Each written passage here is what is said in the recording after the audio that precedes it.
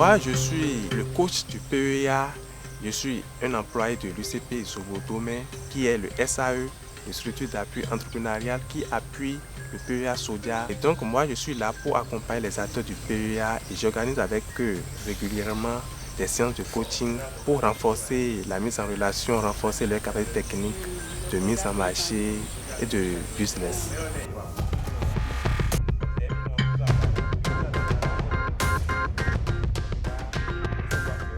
L'approche qui a été développée par tout ce qui c'est l'approche PEA que nous appelons Pôle d'entreprise agricole, qui regroupe plusieurs groupes d'acteurs qui travaillent autour d'un produit pour mettre ça sur un marché.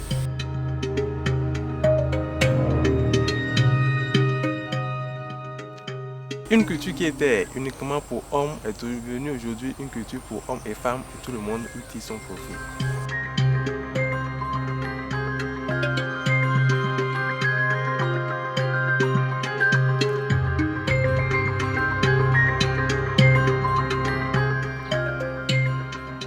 Les femmes qui étaient de l'ordre de 20 femmes avec qui nous avons commencé par travailler aujourd'hui, nous sommes à jusqu'à 300 femmes transformatrices qui constituent aujourd'hui le moteur même du PEA parce que c'est elles qui attirent la production.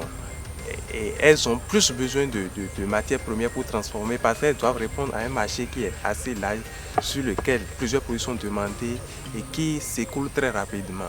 Donc ces femmes transformatrices sont devenues aujourd'hui le moteur même du PEA et c'est eux qui tous les autres acteurs de la chaîne. Nous organisons régulièrement des séances de coaching avec eux et nous faisons des séances de coaching sur le renforcement des liens d'affaires, le marketing des produits agricoles, l'accès aux finances et autres thématiques.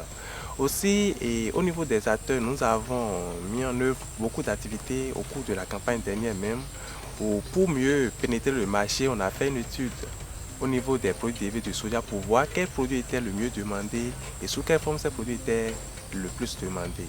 Aussi avec les producteurs, nous les avons accompagnés dans l'élaboration des comptes d'exploitation pour savoir à combien leur revient aujourd'hui le kilogramme de soja qui sort de leur champ. Et ensemble aussi avec les acteurs, nous avons défini une stratégie pour collecter le soja afin de répondre aux demandes de soja grain. Les 300 transformatrices qui font partie du PEA consomment au minimum 500 tonnes de soja grain par an. Et la production annuelle au niveau de la commune étant de l'ordre de 1000 tonnes, ça fait environ la moitié de la production. Le défi aujourd'hui, c'est de pouvoir mobiliser un stock assez important pour répondre aux besoins des transformatrices.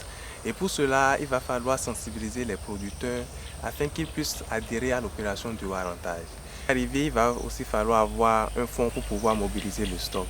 Et pour ne pas avoir le stock qui va rester tout le temps au magasin, il va falloir que les transformatrices expriment leurs besoins et qu'on passe à une contractualisation afin que nous ayons une garantie de pouvoir livrer le stock et à un prix qui soit acceptable et raisonnable.